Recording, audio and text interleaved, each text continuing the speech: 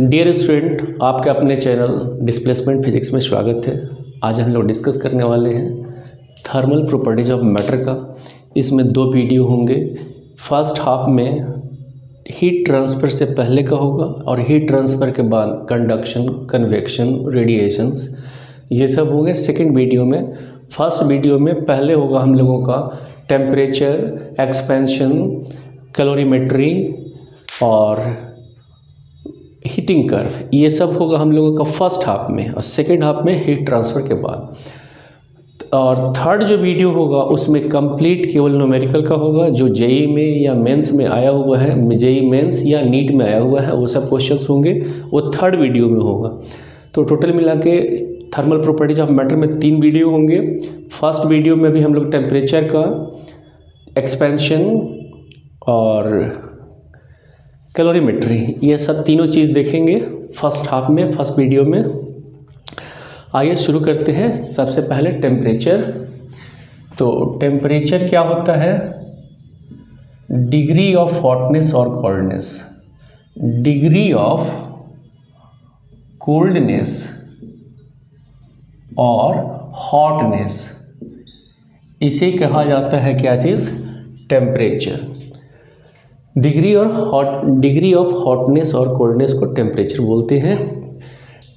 ये relative phenomenon है। इसमें सबसे पहले हम लोग लिखते हैं lower fix point. Lower fix point जिस टेम्परेचर पे, जैसे ये अगर ये आइस है, ये आइस है और ये मेल्ट कर रहा है, यानी ये मेल्टिंग आइस है। मेल्टिंग आइस है, कितना टेम्परेचर पे मेल्ट कर जाता है? 0 डिग्री सेल्सियस पे। तो जिस टेम्परेचर पे आइस मेल्ट करने लगे, नॉर्मल प्रेशर पे, प्रेशर क्या होना चाहिए उस समय? नॉर्मल। उसी को कहा जाता है lower fix point. Lower fix point किसे कहेंगे? मेल्टिंग आइस के पर जो मेल्टिंग आइस का टेम्परेचर होता है, उसी को कहा जाता है lower fix point normal pressure पे। और अपर फिक्स पॉइंट किसे कहते हैं? जिस टेम्परेचर पे ये मान लीजिए ये बॉइलिंग वाटर हो और प्रेशर उस समय का क्या होना चाहिए? Again normal. तो ये वाटर बॉयल करने लगता है नॉर्मल प्रेशर पे, तो इसी टेम्परेचर को कहा जाता है अपर फिक्स पॉइंट।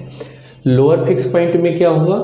वो टेम्परेचर जब आइस मेल्ट करने लगे, और अपर फिक्स पॉइंट क्या हुआ? वो टेम्परेचर जब वाटर बॉयल करने लगे। दोनों कंडीशन में प्रेशर क्या होना चाहिए? नॉर्मल। एक होता है फंडामेंटल इंटरवल, इसको बोलते हैं फंडामेंटल इंटरवल। फंडामेंटल इंटरवल बराबर क्या होता है? अपर फिक्स पॉइंट, अपर fix point minus lower fix point. Lower fix point को कहा जाता है फंडामेंटल इंटरवल। अब क्या है, जो टेम्परेचर होता है इसका बहुत सारा स्केल है। टेम्परेचर स्केल बहुत सारा है, वो सब स्केल को हम लोग यहाँ पे लिख रहे हैं, और उसमें अपर फिक्स पॉइंट और लोअर फिक्स पॉइंट को लिखते जाएंगे।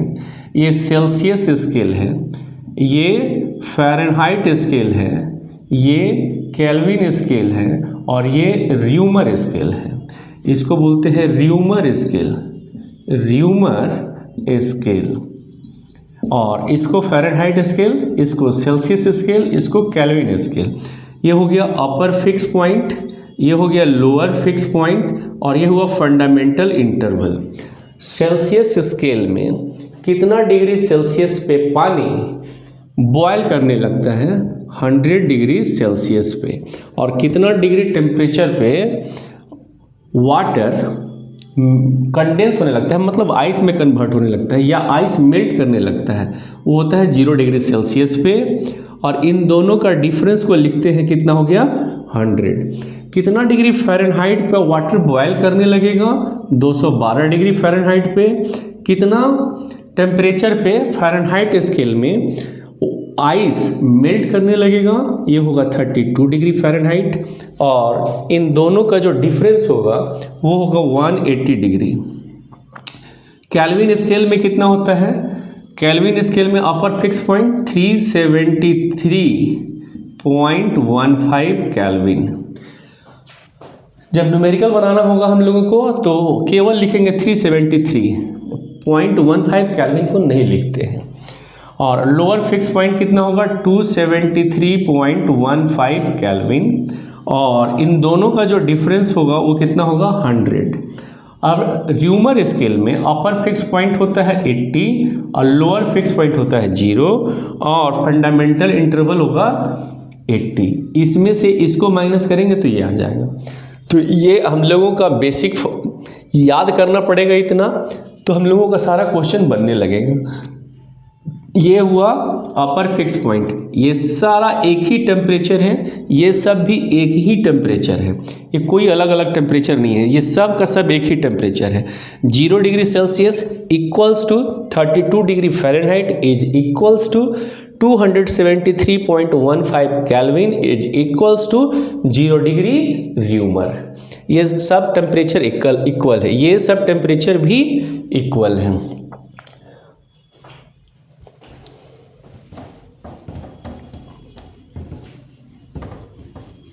अब इसका क्वेश्चन अगर आपको बनाना हो तो कैसे बनाएंगे? इस पे एक फॉर्मूला होता है, reading minus lower fix point by upper fix point minus lower fix point is equals to constant. इसी फॉर्मूला पर हम लोगों को सारा क्वेश्चन बनाना है। तो कैसे करेंगे, एक ठो कन्वर्ट करके बता देते हैं। देखिए 40 degree convert 40 degree Celsius into degree Fahrenheit, इसको कन्वर्ट करना है। तो कैसे कन्वर्ट करेंगे, तो ये लिख देते हैं 40 डिग्री सेल्सियस, हाँ। अब रीडिंग हो गया minus lower fix point, lower fix point कितना है, सेल्सियस स्केल का लोअर फिक्स पॉइंट कितना है 0 बाई सेल्सियस स्केल का upper fix point minus lower fix point is equals to, अब कन्वर्ट करना है किसमें, फ़ारेनहाइट स्केल में। तो फ़ारेनहाइट स्केल का F reading minus Fahrenheit scale का फिर अगेन लोअर फिक्स पॉइंट, मतलब कितना 32 बाई फ़ारेनहाइट स्केल का अपर फिक्स पॉइंट कितना 212 माइनस फ़ारेनहाइट स्केल का लोअर फिक्स पॉइंट 32। अब ये कितना के बराबर होगा 40/100 is equals to F minus 32/180। ये 0 से 0 कट गया, ये 0 कट गया, 18 4 जा 72 is equals to F minus 32, यानी F is equals to 104 degree Fahrenheit, यानी 40 डिग्री सेल्सियस किसके इक्वल हो गया 104 डिग्री फ़ारेनहाइट के। तो इस तरह से ये फार्मूला का यूज करते हैं हम लोग। अगला आप क्वेश्चन जो दे रहे हैं वो देख लीजिए। अब ये अगला क्वेश्चन देख लीजिए। अगला जो क्वेश्चन दे रहे हैं वो बोलेंगे कि arrange the given equation given temperature in ascending order में लिखना है टेम्परेचर को। दिया हुआ है 40 डिग्री सेल्सियस, है ना, फिर दिया हुआ है 110 डिग्री फ़ारेनहाइट और दिया हुआ है 45 डिग्री र्यूमर। ये बोल रहे हैं असेंडिंग ऑर्डर में लिखिए। तो सबको एक ही फॉर्म में करना होगा, चाहे तो सबको सेल्सियस में कन्वर्ट कर ले या सबको फ़ारेनहाइट में कन्वर्ट कर ले। तो सबको हम लोग क्या कर रहे हैं, फ़ारेनहाइट में कन्वर्ट कर ले रहे हैं। तो इसको फ़ारेनहाइट में कन्वर्ट किए थे तो अभी जस्ट थोड़ा देर पहले कितना आ गया था 104 डिग्री फ़ारेनहाइट। ये तो 110 डिग्री फ़ारेनहाइट दिया हुआ है ही। अब इसको हम लोगों को फ़ारेनहाइट स्केल में निकाल लेना है। तो हम लोग अरेंज कर लेंगे, तीनों को एक फॉर्म में करेंगे तभी अरेंज होगा कि कौन सा बड़ा है और कौन सा छोटा है।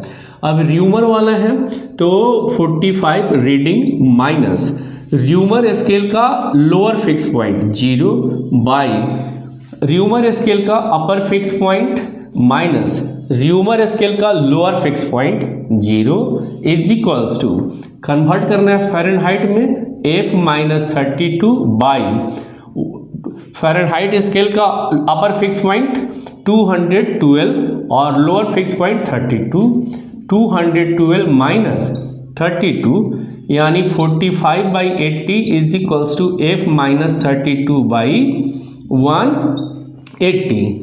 अब ये कितना के बराबर हो जाएगा, इसको इससे काट देते हैं, 0 0 कट गया, ये हो गया 4 और ये हो गया 9, तो 45 × 9/4 is equals to f minus 32। यानी अब कैसे करेंगे, अब इसको अरेंज कर लेते हैं यहाँ पे। 45 × 9 ये होगा 405/4 plus 32 is equals to f। अब 405 प्लस इसको इससे इंटू कीजिएगा 128/4 इज इक्वल्स टू f।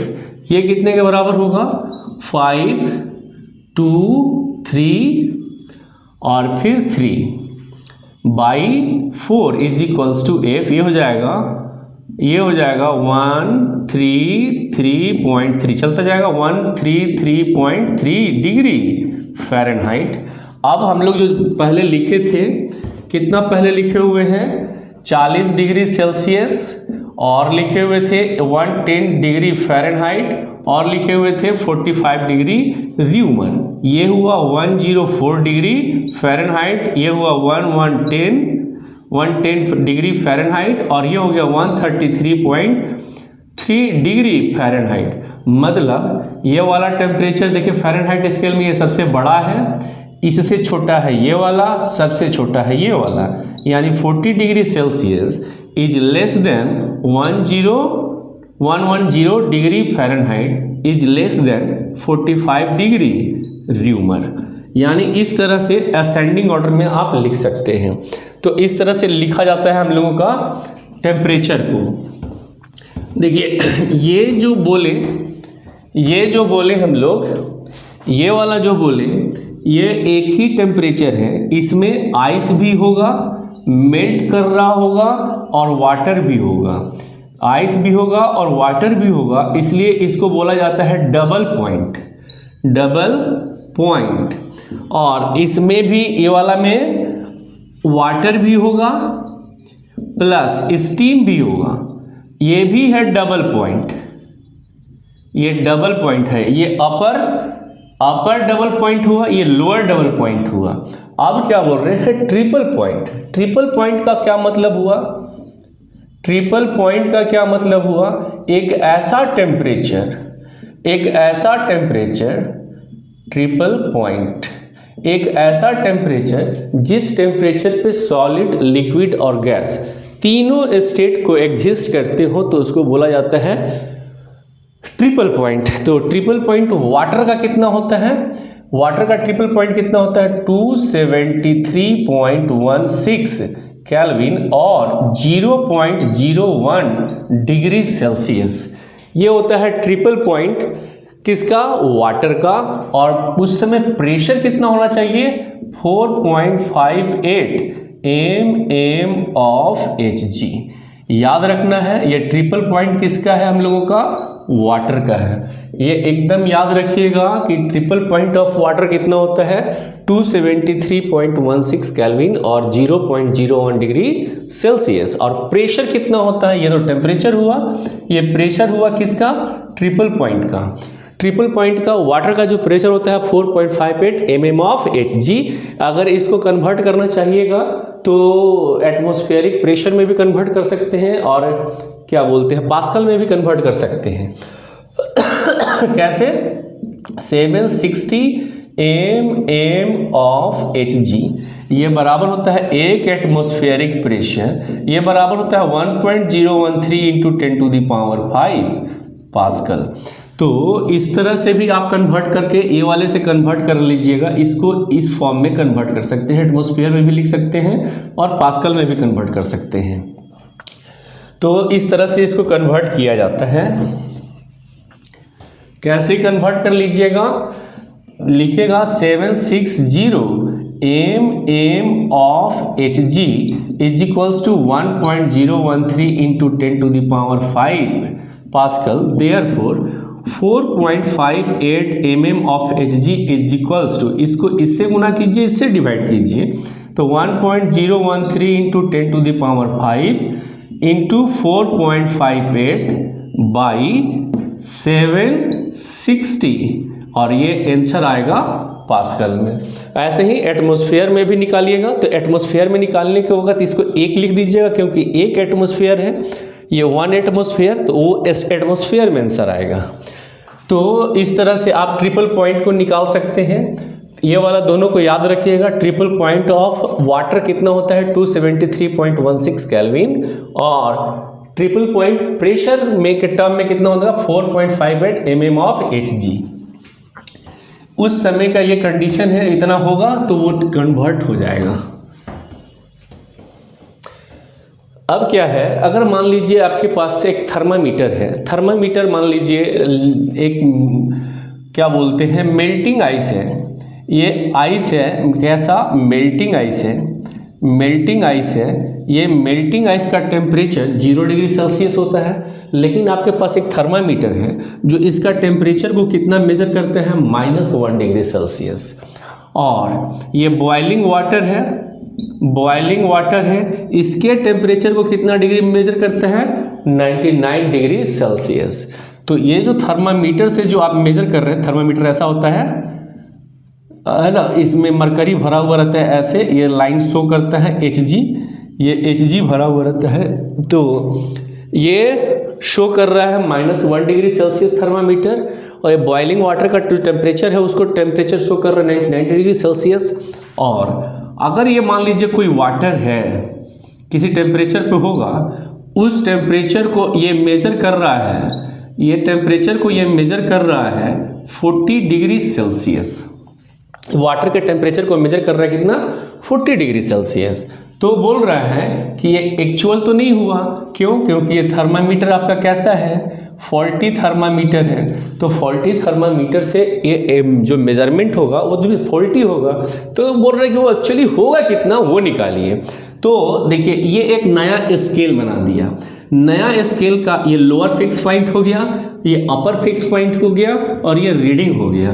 नया स्केल ये बना दिया, उसका ये लोअर फिक्स पॉइंट हो गया, ये अपर फिक्स पॉइंट हो गया, और ये रीडिंग हुआ। तो reading minus lower fix point by upper fix point minus lower fix point is equals to, अब करेक्ट रीडिंग देना है तो सेल्सियस स्केल में मेजर कर रहे हैं C-0 बाई 100 माइनस 0, तो ये कितना हो जाएगा 41 बाई ये कितना हो जाएगा 100 is equals to C by 100, तो ये कट गया, तो C इज इक्वल्स टू कितना हुआ 41 डिग्री सेल्सियस। यानी ये जो पानी को मेजर किया है उस पानी का जो एक्चुअल मेजरमेंट होगा वो 40 डिग्री सेल्सियस नहीं होगा, वो 41 डिग्री सेल्सियस होगा। तो इस तरह से हम लोग मेजर कर लेते हैं टेम्परेचर को। अब हम लोगों का है एक्सपेंशन। किसी भी चीज़ को अगर गर्म कीजिएगा तो उसका वॉल्यूम बढ़ता चला जाएगा, किसी भी चीज़ को गर्म कीजिएगा तो उसका वॉल्यूम बढ़ेगा, लेंथ बढ़ेगा, एरिया बढ़ेगा, सारा चीज़ बढ़ेगा। तो एक्सपेंशन, थर्मल एक्सपेंशन इसको बोलते हैं, थर्मल एक्सपेंशन।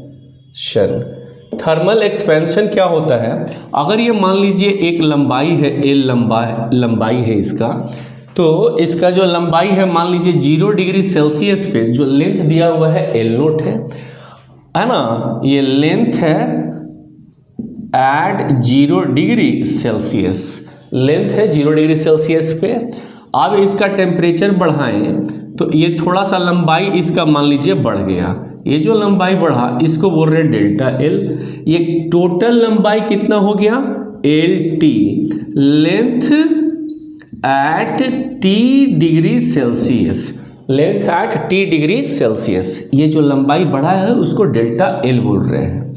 तो चेंज इन टेम्परेचर जो हुआ वो कितना हुआ होगा, change in temperature, change in temperature कितना हुआ होगा delta T is equals to T minus 0, है ना। ये फाइनल टेम्परेचर इसको बोलेंगे फाइनल टेम्परेचर, माइनस इसको बोलेंगे इनिशियल टेम्परेचर, यही चेंज इन टेम्परेचर हुआ।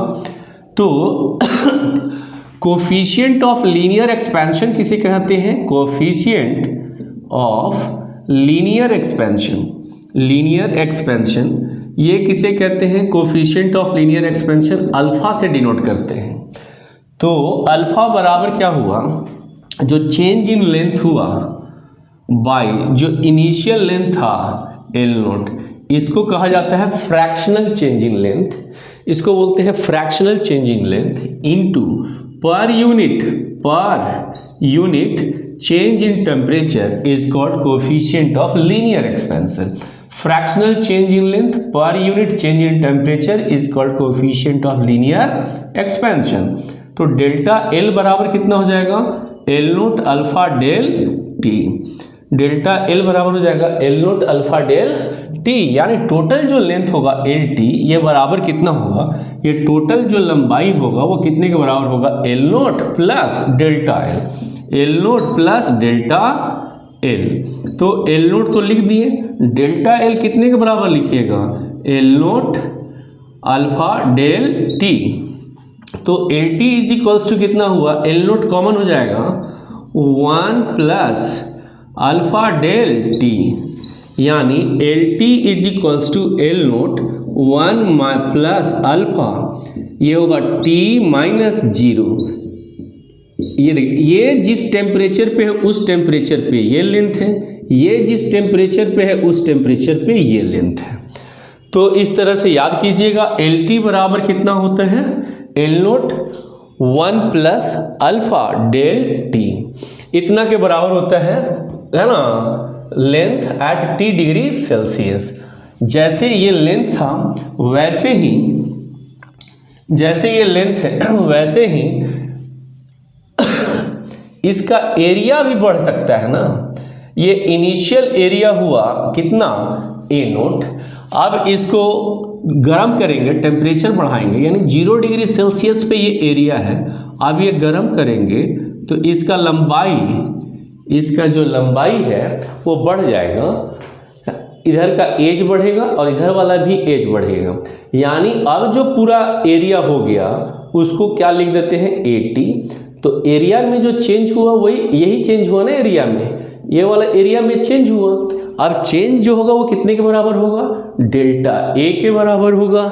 तो कोफिशिएंट ऑफ सुपरफिशियल एक्सपेंशन किसे कहेंगे? सुपरफिशियल एक्सपेंशन, इसको बीटा से डिनोट करते हैं। तो बीटा बराबर भी वैसे ही जैसे ये वाला कहिए वैसे ही वो वाला, ये क्या होगा? Fractional change in area, fractional change in area per unit change in temperature is called beta, उसको बोलेंगे कोफिशिएंट ऑफ सुपरफिशियल एक्सपेंशन। तो delta A is equals to कितना हुआ? A nought beta del T. तो टोटल एरिया जो हुआ वो कितने के बराबर हुआ? ये वाला एरिया ए नोट प्लस ये जो एरिया इंक्रीज किया हुआ है ना, उसको लिखेंगे डेल्टा ए, यानी A nought plus delta A कितने के बराबर है? A nought beta del T, यानी A T is equals to ये कितने के बराबर होगा? ए नोट कॉमन ले लेते हैं 1 प्लस बीटा डेल टी, इतना के बराबर होगा area at T degree Celsius. वैसे ही जैसे ये एरिया हुआ उसी तरह से तो वॉल्यूम भी होगा ना। अब ये मान लीजिए ऐसे है और ये ऐसे है, अगर मान लीजिए कि इनिशियल जो वॉल्यूम 0 डिग्री सेल्सियस पे होगा वो भी नोट होगा, जब इसका टेम्परेचर बढ़ाएंगे तो इधर भी थोड़ा सा बढ़ेगा, थोड़ा सा इधर बढ़ेगा, थोड़ा सा इधर बढ़ेगा, सभी तरफ से थोड़ा थोड़ा सा बढ़ता चला जाएगा। तो जो चेंज इन वॉल्यूम हुआ वो कितना लिख देते हैं? डेल्टा भी।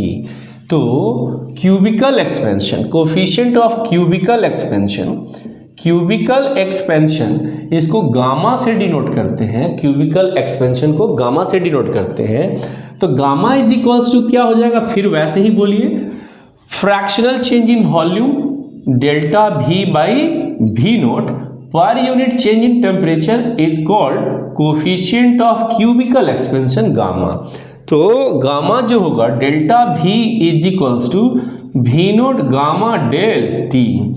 अब क्या बोल रहे थे? जो T डिग्री सेल्सियस पे जो वॉल्यूम होगा उसको लिखेंगे VT, कितने के बराबर हो जाएगा, ये पूरा initial volume V nought plus जो वॉल्यूम चेंज हुआ डेल्टा V, तो VT इज इक्वल्स टू कितना हो जाएगा, V nought plus delta V कितने के बराबर होगा, V nought gamma del T, यानी VT is equals to V nought तो कॉमन ले लिए, अब ये कितने के बराबर होगा, 1 प्लस गामा डेल T के बराबर होगा।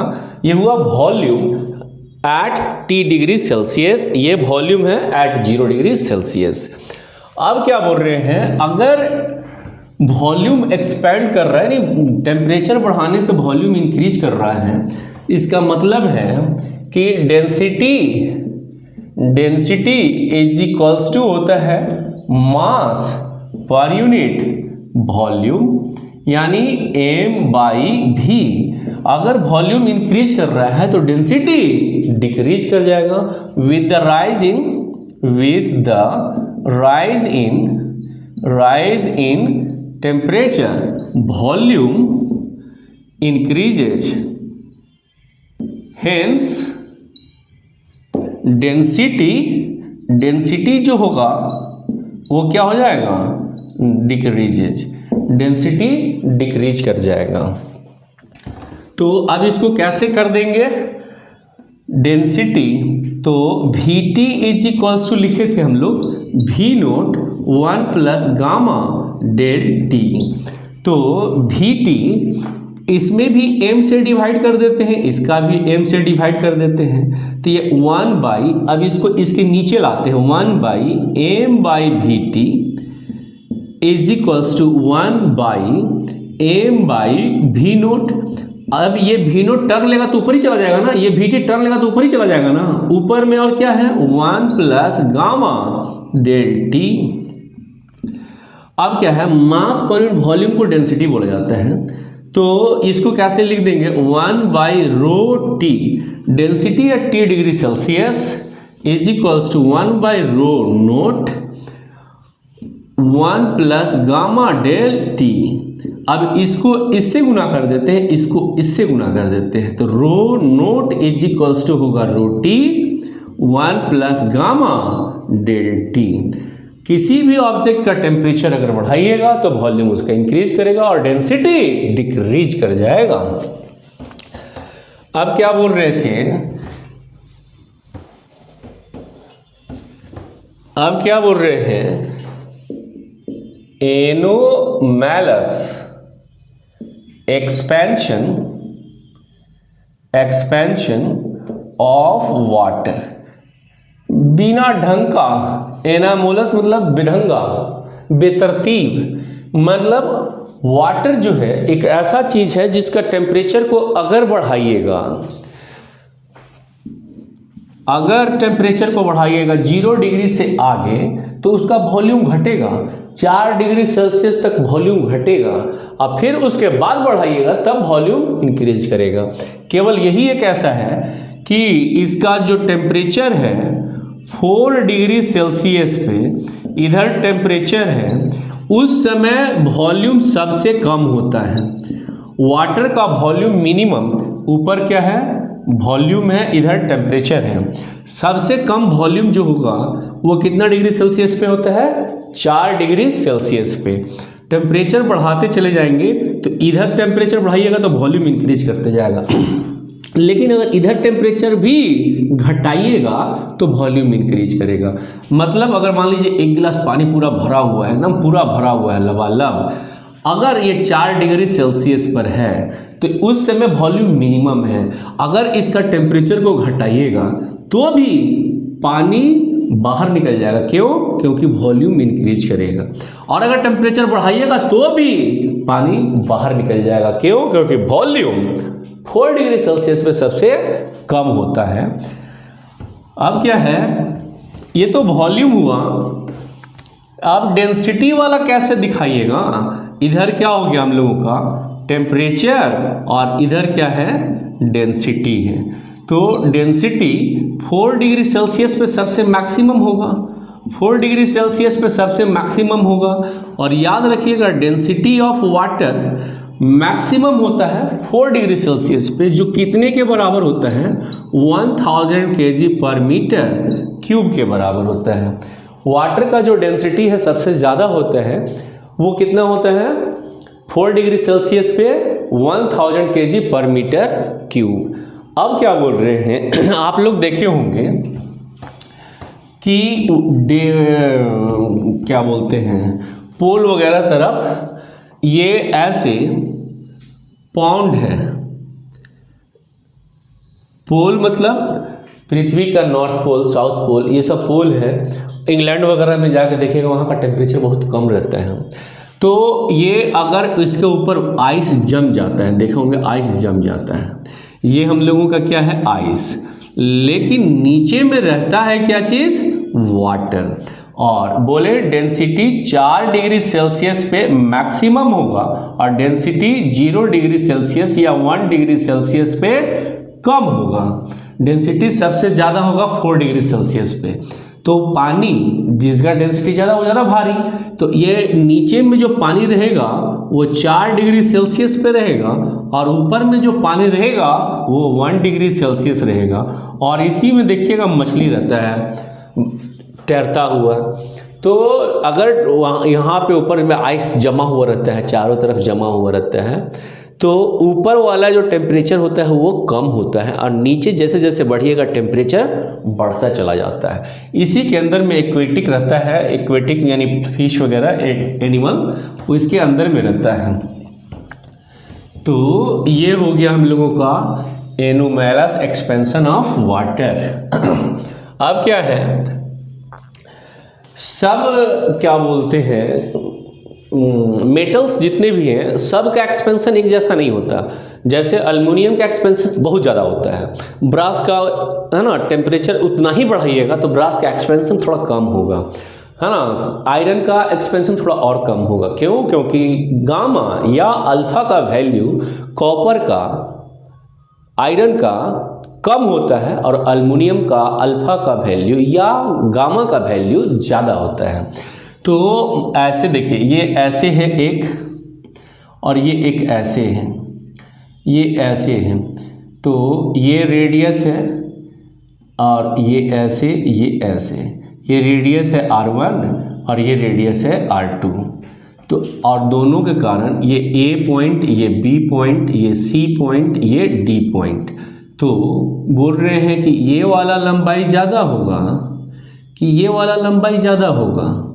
तो CD का जो आर्क का जो लेंथ होगा, ये जो लेंथ होगा आर्क ऑफ लेंथ CD, ये छोटा होगा और ये वाला का लंबाई ज़्यादा होगा आर्क ऑफ लेंथ AB से। ये लंबाई कम होगा, ये लंबाई ज़्यादा होगा। एंगल प्रोवाइडेड दोनों के कारण, दोनों आर्क के कारण सेम ही बना हुआ रहना चाहिए, क्योंकि हम लोग पहले जानते हैं ना, जैसे theta is equals to arc CD by radius R1। तो CD arc is equals to R1 into theta. तो जिसका ज़्यादा रेडियस उसका लेंथ ज़्यादा, तो इसका रेडियस ज़्यादा, इसका रेडियस कम, तो ये लेंथ ज़्यादा, ये लेंथ कम। तो क्या बोल रहे थे, अगर मान लीजिए ऐसे हो दिया हुआ, ये एक है, दो ठो अलग अलग बना हुआ है, ये मान लीजिए ब्रास का बना हुआ है और ये बना हुआ है क्या चीज़ का, एल्युमिनियम का। और यहाँ पे दोनों को पाइवोट कर दिए हैं, ये दोनों को पाइवोट कर दिए हैं, मतलब कांटी मार के दोनों को फिक्स कर दिए हैं। यहाँ पाइवोट किया हुआ है, पाइवोटेड, यहाँ भी पाइवोट किया हुआ है। अब दोनों को पाइवोट कर दिए हैं, ये ब्रास का बना हुआ है, ये एल्युमिनियम का बना हुआ है। अब टेम्परेचर इंक्रीज कर रहे हैं, टेम्परेचर डेल्टा T से बढ़ा दिए। अगर टेम्परेचर डेल्टा T से बढ़ा दीजिएगा तो क्या होगा कि इसमें एक्सपेंशन ज़्यादा होगा, क्योंकि अल्फ़ा एल्युमिनियम का ज़्यादा होता है, अल्फ़ा किससे, ब्रास से। तो इसमें एक्सपेंशन ज़्यादा होगा, ये ज़्यादा फैलेगा, इसका एक्सपेंशन कम होगा, ये कम फैलेगा। तो ये वाले का लंबाई ज़्यादा होना चाहिए, ये वाले लंबाई कम होना चाहिए। तो क्या होगा, ये इस तरह से बन जाएगा, ये इस तरह से बन जाएगा, ये ऐसे बन जाएगा। तो ये वाला जो होगा ये कॉन्वेक्स जैसा होगा, ये कॉनकेव जैसा होगा। तो ये क्या बोल रहे थे, अंदर वाला जो इनर साइड पे होगा वो ब्रास का बना हुआ रहेगा और ये अल्युमिनियम का रहेगा। ये दोनों जगह पे पाइवोट किया हुआ था, तो ये बेंट कर जा रहा है। तो इसका जो है, इसी को बोला जाता है बाई मेटालिक स्ट्रिप, इसी को बोलते हैं बाई मेटालिक स्ट्रिप। इसका यूज किया जाता है सेफ्टी पर्पस के लिए घर में, कि मान लीजिए ऐसे है, ये दोनों मेटल है, अगर इससे ये मान लीजिए बल्ब जला दिए घर में, आपका ये जो लोड है यहाँ पे दिए हुए हैं, और घर में किसी कारण से मान लीजिए आग लग जाता है, तो घर में आग लग जाएगा तो क्या होगा, सर्किट ब्रेक कर जाएगा। ये बेंड करके इधर चला जाएगा, ये बेंड करके इधर चला जाएगा, ये दोनों बेंड करके चला जाएगा, ये सर्किट जो होगा वो सर्किट ओपन हो गया, ये लोड है, तो ये आपका घर में करंट फ्लो नहीं करेगा। तो इसका यूज किया जाता है बाईमेटालिक स्ट्रिप का। सिनेमा हॉल में, बड़ा बड़ा मॉल में, सब जगह पे बाईमेटालिक स्ट्रिप लगे हुए होते हैं, क्योंकि अगर टेम्परेचर बढ़ेगा, वहाँ पे आग लग गया, टेम्परेचर बढ़ेगा तो सर्किट खुद ब खुद ब्रेक कर जाएगा। टेम्परेचर बढ़ने से ये टूट जाता है, इसी को बोला जाता है बाईमेटालिक स्ट्रिप। अब क्या बोल रहे थे,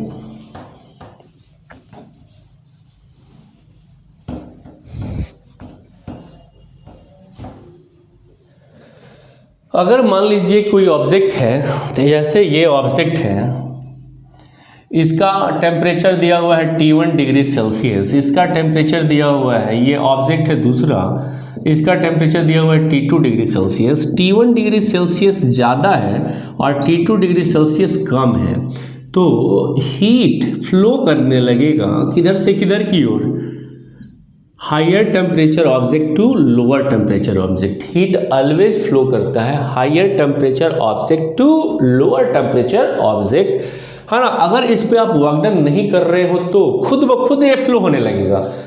ये भी हो सकता है कि इधर से इधर हीट जाए, लेकिन उसके लिए आपको वर्क डन करना पड़ेगा इस सिस्टम पे, तो हम लोग वो नहीं कर रहे हैं। हम लोग क्या बोल रहे हैं, हायर टेम्परेचर ऑब्जेक्ट से लोअर टेम्परेचर ऑब्जेक्ट की ओर अगर ये दो को एक साथ रख दिया जाए तो हीट मूव करने लगेगा from higher temperature object to lower temperature object.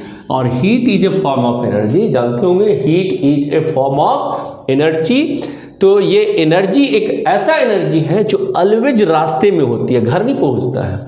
Energy in transit, इसलिए इसका डिफिनीशन है एनर्जी इन ट्रांजिट। एक ऐसा एनर्जी जो रास्ते में रहे उसे कहा जाता है हीट एनर्जी। अब मान लीजिए कि ये एक ऑब्जेक्ट है m मास का, इसमें हीट दे रहे हैं डेल्टा H, हीट दिए तो इसका टेम्परेचर Ti से बढ़कर हो गया TF, Ti से बढ़ के हो गया TF। इस ऑब्जेक्ट का टेम्परेचर बढ़ गया तो amount of heat per unit mass पर यूनिट चेंज इन टेम्परेचर को कहा जाता है स्पेसिफिक हीट कैपेसिटी। ये हो गया specific heat capacity. Specific heat capacity S से डिनोट करते हैं। स्पेसिफिक हीट कैपेसिटी को S से डिनोट करते हैं। और ये कितना होता है, amount of heat required per unit mass पर यूनिट चेंज इन टेम्परेचर। इसका जो यूनिट होगा वो कितना होगा, हीट का जो यूनिट होगा एनर्जी है तो ये हुआ जूल बाई मास का केजी और टेम्परेचर का एब्सोल्यूट टेम्परेचर का केल्विन। तो स्पेसिफिक हीट कैपेसिटी का जो यूनिट हुआ जूल पर केजी पर केल्विन, ये कौन सा यूनिट हुआ, एसआई यूनिट हुआ। और प्रैक्टिकल यूनिट हमेशा हम लोग लिखा करेंगे calorie per gram per kelvin. इस फॉर्म में भी लिख सकते हैं, एक कैलोरी इज इक्वल्स टू होता है 4.2 जूल। और S specific heat capacity ice का जो होता है, specific heat capacity of ice ये होता है 2100 जूल पर केजी पर केल्विन। और इसको लिखेंगे 0.5 calorie per gram per kelvin. ये दोनों में से कोई भी लिख सकते हैं आप। जनरली ये वाला पे क्वेश्चन देंगे तो आप बनाया कीजिएगा। Specific heat capacity of water, ये होगा 4200 जूल पर केजी पर केल्विन, और इसी को लिखेंगे 1 calorie per gram per kelvin, 1 calorie per gram per kelvin. इसको याद रखना है स्पेसिफिक हीट कैपेसिटी को। अब मान लीजिए कि ठंडा का भी मौसम है, एक गिलास एकदम ठंडा पानी है आपका, तो पिएंगे तो नहीं, उसमें क्या करेंगे, गर्म पानी को थोड़ा सा मिला लेंगे, तो उससे एक मिक्सचर बनेगा। तो वो जो मिक्सचर बनेगा, जो गर्म पानी और ठंडा पानी मिलाकर जो मिक्सचर बना, उस मिक्सचर का टेम्परेचर कितना होगा वो निकाल रहे हैं। इसको बोल रहे हैं temperature of mixture. Temperature of mixture, mixture का जो टेम्परेचर होगा वो कितना के बराबर होगा। तो देखिए, ये हम लोगों का मास मान लीजिए m1 मास का कोई ऑब्जेक्ट है, इसका स्पेसिफिक हीट कैपेसिटी है S1 और टेम्परेचर दिया हुआ है T1 डिग्री सेल्सियस। ये हम लोगों का ठंडा पानी था और ये वाला पानी गर्म है, ये T2 डिग्री सेल्सियस है और इसका मास है दिया हुआ m2 और स्पेसिफिक हीट कैपेसिटी S2। अगर ये भी मास और दोनों मास वाटर ही होता, दोनों का ये ऑब्जेक्ट वाटर ही होता, तो दोनों का स्पेसिफिक हीट कैपेसिटी सेम होता। एक स्पेसिफिक हीट कैपेसिटी नेचर पे डिपेंड करता है, जैसे वाटर का अलग है, आयरन का कुछ और होगा, कॉपर का कुछ और होगा, डिफरेंट मटेरियल का डिफरेंट होता है। ये नेचर स्पेसिफिक है, मतलब डिपेंड करता है कैसा नेचर का है ऑब्जेक्ट, उस पर डिपेंड करता है स्पेसिफिक हीट कैपेसिटी। अब इसका ये T1 डिग्री सेल्सियस छोटा है और T2 डिग्री सेल्सियस बड़ा है, तो अगर आप दोनों को मिला दिए, ये दोनों मिला दिए, ये छोटा टेम्परेचर है, ये बड़ा टेम्परेचर है, तो ये दोनों के बीच में इसका टेम्परेचर होगा, इसके और इसके बीच में कोई भी वैल्यू होगा लेकिन उसका टेम्परेचर वही होगा। मतलब दोनों के बीच में होगा, मतलब इससे ये बड़ा होगा लेकिन ये वाला टेम्परेचर से ये छोटा होगा। तो इससे ये छोटा होगा तो ये क्या करेगा, हीट एब्जॉर्ब करेगा। ये क्या करेगा, हीट एब्जॉर्ब करेगा, हीट एब्जॉर्ब करेगा, ये हीट एब्जॉर्ब करेगा और ये हीट रिलीज करेगा, ये हीट रिलीज करेगा। अब क्या होता है, एक होता है प्रिंसिपल ऑफ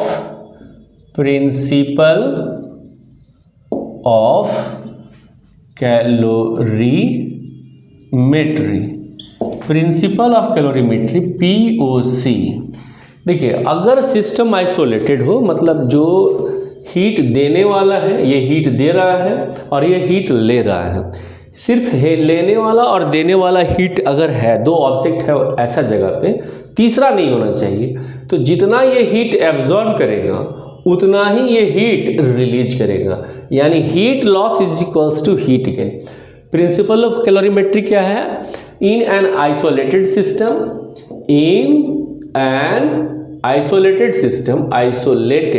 सिस्टम, मतलब जहां हीट दे रहा है और जो ले रहा है वही दो ठो हो, तब in an isolated system heat lost is equals to होता है हीट गेन। याद रखिएगा, ये डबल ब्रैकेट में लिख लीजिएगा, इसको याद रखिएगा, heat lost is equals to heat gain. अब कह रहे हैं कि S बराबर, अभी थोड़ा देर पहले लिखे थे, delta H by M del T, तो यहाँ पे जो होगा वो कितना लिख दीजिएगा, हीट रिलीज जो कर रहा है delta H is equals to, इधर से इधर जाएगा, बोलिए, ये हो जाएगा M2 S2 और इसमें जो टेम्परेचर चेंज हो रहा होगा, देखिए ये छोटा टेम्परेचर होगा या बड़ा टेम्परेचर होगा, टेम्परेचर चेंज जो हो रहा होगा वो कितना हो रहा होगा, T2 माइनस T मिक्स, यही हो गया डेल्टा T। ये जो डेल्टा T था वही हो गया डेल्टा T, यानी डेल्टा H बना नहीं लिखे, MS डेल T, तो M ये मास हो गया, S स्पेसिफिक हीट कैपेसिटी हुआ और delta T T2 minus T mix हुआ। अब इसका हीट जो एब्जॉर्ब कर रहा है वो कितना के बराबर हो रहा है, delta H is equals to M1 S1, और ये यहाँ से यहाँ जा रहा है, यानी ये टेम्परेचर ज़्यादा होगा और ये टेम्परेचर कम होगा, तो T मिक्स माइनस T1। तो ये हो गया M1 S1 T mix minus T1, और ये हुआ M2 S2 T2 minus T mix. अब क्या होगा, from principle of calorimetry, heat lost is equals to heat gain, heat lost is equals to heat gain. तो ये कैसे लिख दीजिएगा, heat lost is equals to heat gain, heat lost is equals to heat gain. तो heat lost कितना के बराबर हो रहा है, लॉस कर रहा है M2 S2 T2 minus T mix is equals to, ये कितना कर रहा है, M1 S1 T mix minus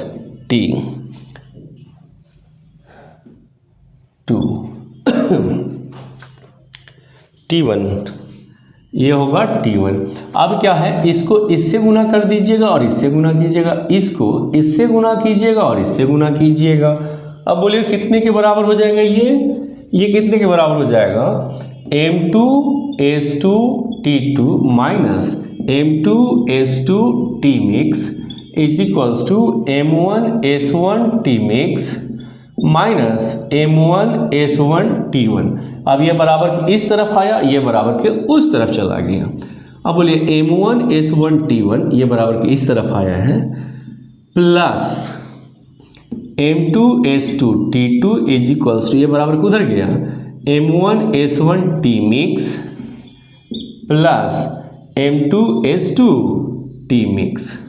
अब देखिए T मिक्स इसमें भी, T मिक्स इसमें भी, तो ये कितना हो जाएगा, M1 S1 T1 plus M2 S2 T2 by ये वाला और ये वाला, बोलिए कितना हो जाएगा, M1 S1 plus M2 S2 is equals to T mix. ये मिक्सचर का टेम्परेचर हुआ, ये हो गया मिक्सचर का टेम्परेचर। अगर मान लीजिए if S1 is equals to S2 is equals to S, मतलब दोनों का दोनों पानी ही मिलाए हुए होते, तो S1 और S2 पानी होता तो S के बराबर लिख दिए इसको, तब ये कितने के बराबर हो जाता, M1 T1 plus M2 T2। S तो कॉमन हो जाएगा, S1 भी S S2 भी S बाहर निकल गया, बाई S1 भी S S2 भी S, तो M1 plus M2 into S is equals to T mix, यानी T मिक्स बराबर हो जाता कितने के बराबर, M1 T1 plus M2 T2, M1 T1 plus M2 T2 by M1 plus M2। ये हो जाता मिक्सचर का टेम्परेचर। दो अलग अलग ऑब्जेक्ट को मिलाएं तो मिक्सचर का टेम्परेचर जो बनेगा वो ऐसा बनेगा। अब क्या है कि अगर मान लीजिए ऐसा इसमें एक क्वेश्चन बना देते हैं आपको कि अगर ये मान लीजिए 100 ग्राम वाटर है 10 डिग्री सेल्सियस पे, और ये 250 ग्राम वाटर है 20 डिग्री सेल्सियस पे या 40 डिग्री सेल्सियस पे। अब इन दोनों को मिलाएंगे तो मिक्सचर का टेम्परेचर कितना होगा, ये भी वाटर है, मतलब इसका specific heat capacity S water और इसका भी specific heat capacity S water, तो दोनों में कट जाएगा, तो यही फार्मूला पे हम लोगों का बन जाएगा। तो ये बोल रहे मिक्सचर का टेम्परेचर कितना होगा वही निकालना है। देखिए इससे ज़्यादा वैल्यू आना चाहिए T मिक्स का और इससे कम आना चाहिए, तो बोलिए कितना हो जाएगा, M1 मतलब यही है हम लोगों का M1, ये हुआ T1, ये हुआ है ना T2, ये हुआ M2। तो बोलिए M1 कितना है 100 gram into T1 10 degree Celsius plus M2 कितना है 250 gram into 40 degree Celsius by M1 plus M2 यानी 100 प्लस 250 ग्राम। देखिए ये ग्राम कॉमन लेके इस ग्राम से काट दीजिएगा, तो ये कितना हो जाएगा, T mix is equals to हो जाएगा, ये हुआ 1000 प्लस 1000 अगेन बाई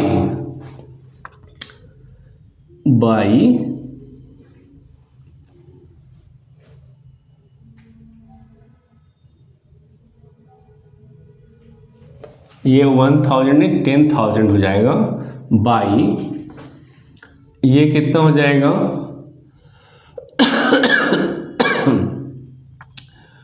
350, यानी 11000 बाई 350, तो ये इससे कट जाएगा। अब इसको इससे काटिएगा तो 1100 है, ये 35 है, ये 5 से काट के देखिए, तो 5 से काटिएगा तो ये कितना हो जाएगा 2 है ना 0, और ये कितना हो जाएगा 7। अब है ना 220/7, ये 31-32 डिग्री सेल्सियस के लगभग में आएगा। इतना डिग्री सेल्सियस ये निकाल लीजिएगा, मतलब 30 प्लस थोड़ा सा हो रहा है, यानी इसका टेम्परेचर बढ़ गया है, इसका टेम्परेचर घट गया है। अब क्या हुआ कि ये तो हुआ हम लोगों का स्पेसिफिक हीट कैपेसिटी का। अब है हम लोगों का क्या चीज, latent heat of fusion. Latent heat of fusion, देखिए अगर ये मान लीजिए आइस होता और ये वाटर में कन्वर्ट हो रहा होता, टेम्परेचर चेंज नहीं करता, 0 डिग्री सेल्सियस ही होता, तो ये एम मास का जो ऑब्जेक्ट है टोटल का टोटल कन्वर्ट हो रहा है वाटर में, तो ये आइस वाटर में तभी कन्वर्ट होगा जब इसमें हीट दीजिएगा डेल्टा एच। तो लेटेंट हीट ऑफ फ्यूजन क्या है ना, ये जो सॉलिड है वो लिक्विड में कन्वर्ट हो जाए without being change in temperature, तो जो हीट लगेगा पर यूनिट मास, इसी को कहा जाता है लेटेंट हीट ऑफ फ्यूजन। तो डेल्टा एच बराबर होगा ml/F, delta H is equal से होगा ml/F के बराबर।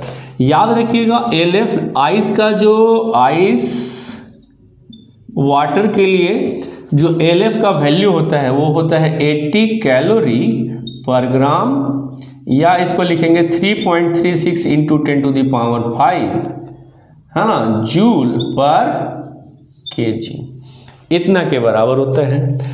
अगर मान लीजिए वाटर है, आइस वाटर है, अब क्या होता, कन्वर्ट कर रहा होता, क्या चीज़, वेपोराइज कर रहा होता, तो ये मान लीजिए वाटर जो था, अब ये क्या होता, वाटर ये कन्वर्ट हो रहा होता स्टीम में, यानी लिक्विड चेंज हो रहा होता गैस में, तो टोटल का टोटल मास चेंज हो रहा होता। तो उस समय टेम्परेचर यदि नहीं चेंज कर रहा होता तो उस हीट को, amount of heat required per unit mass को कहा जाता है latent heat of vaporisation. Latent heat of vaporisation किसे कहेंगे, अगर कोई लिक्विड गैस में कन्वर्ट हो रहा हो without being change in temperature, then the amount of heat required per unit mass is called latent heat of vaporization. Latent heat of vaporization of water कितना के बराबर होता है, LV कितने के बराबर होता है, वाटर का कितने के बराबर होता है, ये होता है 540 कैलोरी पर ग्राम, और 540 कैलोरी पर ग्राम, और इसी को लिखेंगे 22.6 इंटू 10⁵ जूल पर केजी, इतना के बराबर होता है लेटेंट हीट ऑफ वेपोराइजेशन। अब क्या हुआ, अब एक छोटा सा क्वेश्चन दे देते हैं, इसको आप लोग बना दीजिएगा, थोड़ा सा पॉज करके बनाइएगा। क्या है question, convert -5 degree Celsius what है ना ice convert -5 degree Celsius ice convert 20 gram of ice at -5 degree Celsius to steam at 100 degree Celsius. ये बनाने का कोशिश कीजिए, तब तक पॉज करके आप कर लीजिए, हम तब तक करते जा रहे हैं। देखिए, अगर मान लीजिए ये क्या है हम लोगों का, ये है आइस, ये दिया हुआ है -5 डिग्री सेल्सियस पे रखा हुआ है। अब इसमें अगर हीट दीजिएगा तो हीट कितना के बराबर दीजिएगा, टेम्परेचर ये बढ़ेगा और ये आइस ही रहेगा, और ये H1 लिख देंगे, ये कितने के बराबर होगा, S ice into change in temperature 0 -5, इतना हीट आपको देना पड़ेगा। तो आइस -5 डिग्री सेल्सियस से 0 डिग्री सेल्सियस पे चला जाएगा। फिर अगर अगेन हीट दीजिएगा डेल्टा H2, और ये आइस से अब कन्वर्ट होकर हो गया है वाटर में, और ये 0 डिग्री सेल्सियस पर है, तो ये जो हीट लगेगा m इंटू एल एफ के बराबर होगा। अभी जस्ट लिखे थे LF is delta H by M के, तो m इंटू एल एफ के बराबर होगा। फिर अगर मान लीजिए हीट दीजिएगा डेल्टा H3, तो ये कितने के बराबर होगा, ये 100 डिग्री सेल्सियस पे चला जाएगा, वाटर ही रहेगा, और ये हो जाएगा MS वाटर डेल्टा T 100 - 0। अब क्या होगा, ये स्टीम में कन्वर्ट हो गया और ये 100 डिग्री सेल्सियस ही रहेगा, लेकिन अब की बार जो हीट दीजिएगा वो कितने के बराबर हो जाएगा, mLV के बराबर होगा। तो बोलिए ये कितने के बराबर होगा, कितना ग्राम मास है, 20 ग्राम। स्पेसिफिक हीट कैपेसिटी अभी जस्ट थोड़ा देर पहले लिखे थे 0.5 इंटू ये वाला 5, अब ये 0, ये पॉइंट उड़ गया, 25 और 2 50 कैलोरी ये कितना को बराबर होगा, 20 ग्राम, एक तो लिख देते हैं, और ये कितना होगा LF 80 कैलोरी पर ग्राम।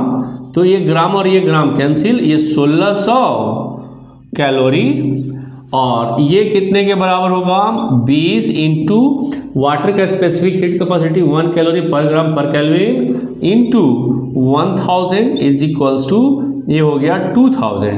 अब ये हो गया 540 है ना, पहले 20 ग्राम और ये हो गया 540, तो ये कितने के बराबर हो जाएगा, 10800 कैलोरी के बराबर, और ये भी कैलोरी के बराबर।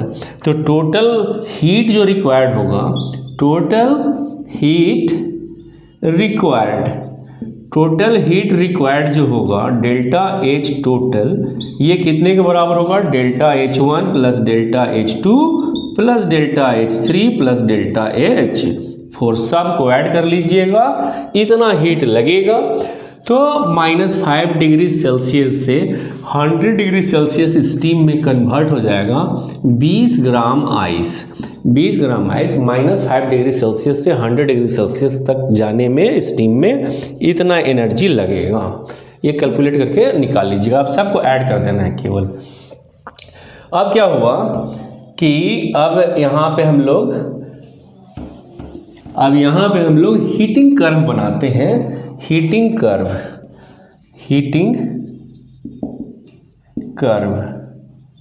देखिए, अब क्या होगा, इधर टेम्परेचर, यानी इधर टेम्परेचर ना लिख दे, हीट लिख दिए, और टाइम लिखा हुआ रहेगा, दोनों में से कुछ भी रह सकता है, और इधर क्या है, टेम्परेचर लिखा हुआ है। अब देखिए, यहाँ से यहाँ तक अगर बढ़ाइएगा तो आइस ही रहेगा, सॉलिड ही होगा, और इक्वेशन जो ग्राफ था उसका ऐसा स्ट्रेट लाइन ग्राफ होगा, ये सॉलिड ही होगा, और ये अपना क्या कर रहा होगा, टेम्परेचर इंक्रीज कर रहा होगा। अगर ये water curve, heating curve for water, अगर ये वाटर का होगा तो ये कितना डिग्री सेल्सियस होगा, 0 डिग्री, इसी को क्या बोलते हैं, मेल्टिंग पॉइंट। अब यहाँ पे स्टेट चेंज करेगा, यहाँ क्या चेंज कर रहा होगा, स्टेट चेंज कर रहा होगा। हीट ले रहा है, देखिए हीट ले रहा है लेकिन टेम्परेचर नहीं बढ़ रहा है। हीट ले रहा है लेकिन टेम्परेचर में कोई चेंज नहीं हो रहा है। अब यहाँ से देखिए यहाँ तक जाने में अब क्या होगा, हीट बढ़ेगा, है ना, टेम्परेचर बढ़ेगा। यहाँ पे 100 डिग्री सेल्सियस हो जाएगा, ये क्या हो गया, बॉइलिंग पॉइंट। अब क्या होगा कि यहाँ से यहाँ तक टेम्परेचर तो बढ़ रहा है, अब फिर यहाँ से यहाँ तक जाइएगा तो फिर ये टेम्परेचर चेंज नहीं करेगा, ये लिक्विड स्टेट में रहेगा। फिर यहाँ पे स्टेट चेंज करेगा, स्टेट चेंज करेगा और ये कौन से फॉर्म में चला जाएगा, गैसियस फॉर्म में चला जाएगा, है ना। इसके आगे सब गैसियस फॉर्म में चला जाएगा, तो स्टेट चेंज करेगा। इसी को बोलते हैं हीटिंग कर्व। अब क्या है,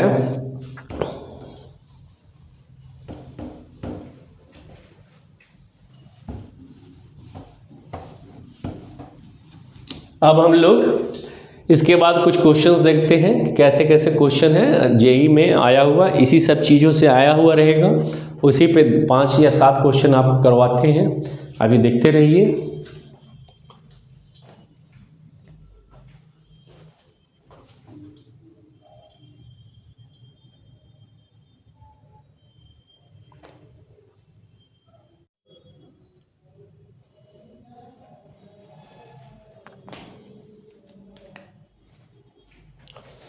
आइए कुछ क्वेश्चंस देखते हैं। अब ये देखिए क्वेश्चन जो दिया हुआ है, when m1 gram of ice at -10 degree Celsius is added with m2 gram of water at 40 degree Celsius. अब क्या बोल रहा है, दोनों को मिला दिया गया है। Finally no ice is left, ice left नहीं कर रहा है, and water is at 0 degree Celsius. The value of latent heat of ice in calorie per gram is, ये 2019 जेई मेंस में क्वेश्चन आया हुआ है, इसको हम लोग सॉल्व करते हैं। देखिए ये क्या किया, -10 डिग्री सेल्सियस पर आइस रखा हुआ था और ये मास है कितना, m1। अब इसको किसके साथ मिलाया है, इसको किसके साथ मिला दिया है, 50 डिग्री सेल्सियस पे रखा हुआ है वाटर और ये मास है कितना, m2। अब मिला दिया तो water is at 0 degree Celsius पे हो गया है। तो अब क्या कह रहा है कि ये सबसे पहले अपना टेम्परेचर बढ़ाया होगा, ये अपना सबसे पहले टेम्परेचर बढ़ा के 0 डिग्री सेल्सियस पे आया होगा और ये क्या होगा, आइस ही रहा होगा। फिर क्या होगा, ये कन्वर्ट हुआ होगा वाटर में, टोटल का टोटल ये वाटर में कन्वर्ट हो जा रहा है, टोटल का टोटल ये वाटर में कन्वर्ट हो जा रहा है ना। देखिए लिखा हुआ finally no ice is left, ice left नहीं किया, मतलब जितना मास है टोटल का टोटल मास कन्वर्ट हो गया किसमें, वाटर में। अब कह रहा है क्या, the value of latent heat of ice, ये लेटेंट हीट ऑफ आइस कितना होगा, यानी लेटेंट हीट ऑफ फ्यूजन हम लोग लिखे थे, ये कितने के बराबर होगा वही फाइंड करना है। अब ये वाला जो टेम्परेचर होगा ये 0 डिग्री सेल्सियस पे आ गया है, water is at 0 degree Celsius, ये जो वाटर है 0 डिग्री सेल्सियस पे आ गया।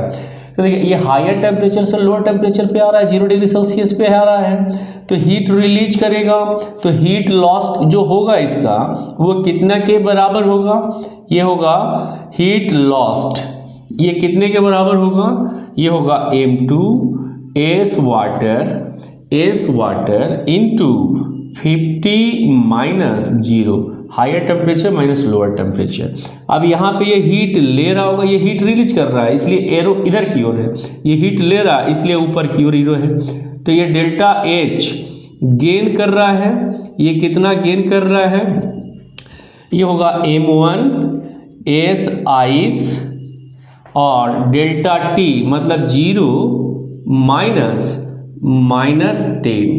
इतना हीट ले रहा है। और ये कितना हीट ले रहा होगा, ये जो हीट ले रहा है डेल्टा H ये भी गेन कर रहा है, इसलिए ऊपर की ओर एरो दिए हुए हैं, ये कितना गेन कर रहा है, m1 × L, इतना के बराबर है।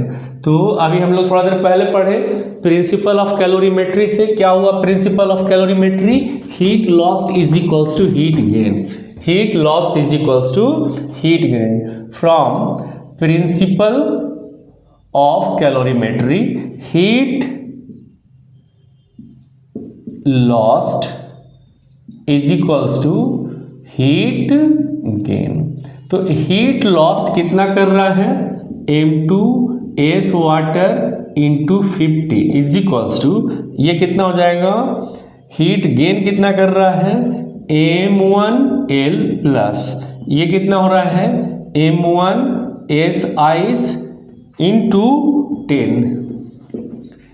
अभी हम लोग देखिए लिखे हुए थे आइस का कितना होता है 0.5 calorie per gram per kelvin, और एस वाटर कितना होता है 1 calorie per gram per kelvin. तो M2 is into 1 into 50 is equals to M1 into L plus M1 into 0.5 into 10। तो ये कितना हो जाएगा 50 M2 is equals to M1L plus ये हो जाएगा 5 M1। अब ये इस तरफ आ जाएगा तो 50 M2 minus 5 M1 is equals to M1L। तो L इज इक्वल्स टू कितना होगा 50 M2 minus 5 M1 by M1, यानी 50 M2 by M1 minus 5 M1 cut जाएगा तो हो जाएगा 50 M2 बाई M1 माइनस 5। ये देखिएगा ए ऑप्शन है दिया हुआ, ये ऑप्शन सही होगा इसका। तो इसी तरह से अभी हम लोग थोड़ा देर पहले किए थे तो वो अभी नहीं किए हैं, अल्फा बीटा और गामा में जो रिलेशन है उसको भी एस्टेब्लिश कर लीजिए। Relation between alpha beta and gamma, alpha beta और गामा में रिलेशन। तो पहला नंबर में relation between alpha and beta. देखिए अगर ये ऐसे वायर है, प्लेट है, एक स्क्वायर प्लेट है तो इनिशियल इसका जो एरिया होगा वो एल नोट का स्क्वायर होगा। ये जो एरिया होगा एज होगा एल नोट और एरिया हो गया ए नोट। तो इसका जो एरिया होगा A naught is equals to L naught square. अब इसका टेम्परेचर को बढ़ाएंगे तो ये चारों तरफ से थोड़ा थोड़ा सा बढ़ जाएगा, ये चारों तरफ से थोड़ा थोड़ा सा बढ़ेगा। अब ये इंक्रीज कर रहा है ये वाला, तो ये कितना हो गया डेल्टा ए, और ये जो लंबाई बढ़ गया था वो कितना हो गया एल टी। तो फाइनल ए टी बराबर जो होगा वो कितना हो जाएगा एल टी का स्क्वायर। तो इसको कैसे लिख दीजिएगा, A T is equals to A nought 1 plus beta del T. अब ए टी कितने के बराबर होगा, एल टी का स्क्वायर इज इक्वल्स टू ये कितने के बराबर होगा एल नोट का square 1 plus beta del T. अब ये एल टी कितने के बराबर होगा, L note 1 plus alpha del T. अब ये सब का क्या हो गया square is equals to L naught square 1 plus beta del T. तो ये एल नोट स्क्वायर कैंसिल हो गया, 1 प्लस अल्फा डेल टी का square 1 plus alpha del T का square is equals to 1 plus beta del T. Alpha का जो value होता है इन 10 टू द पावर -5 पर डिग्री सेल्सियस के ऑर्डर में होता है, ये जो कि बहुत छोटा क्वांटिटी है। तो अगर मान लीजिए ऐसा लिखा रहे 1 plus A to the power n, अगर 1 से a बहुत बहुत छोटा हो यानी a बहुत बड़ा हो, 1 is much more greater than a, तो ये बराबर हो जाता है 1 प्लस n इंटू ए। तो इसको पहले यहाँ पे लेके चले आएंगे तो ये कितने के बराबर हो जाएगा 1 प्लस ये 2 जो है यहाँ आ जाएगा 2 alpha del T is equals to इधर कितना दिया हुआ है 1 प्लस बीटा डेल टी। तो डेल टी कटिंग कैंसिल हो जाएगा, 1 1 कैंसिल हो जाएगा, यानी अल्फा इज इक्वल्स टू का बीटा बाई 2। सिमिलरली जैसे जैसे ये किए हैं एग्जैक्टली वैसे ही करेंगे तो अल्फा बराबर आ जाएगा बीटा, है ना, गामा बाई 3, यानी गामा क्या है, क्यूबिकल एक्सपेंशन। सिमिलरली इसी तरह से निकाल सकते हैं, सिमिलरली।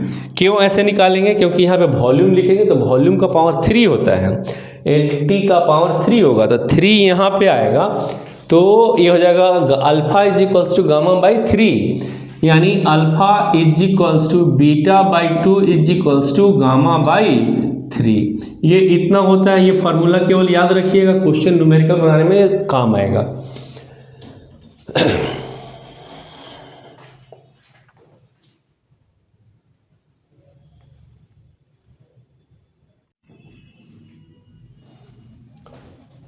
आइए अब इस क्वेश्चन को देखते हैं। देखिए ये भी मेंस में आया हुआ है, जेई मेंस में आया हुआ है क्वेश्चन, इसको भी सॉल्व करते हैं।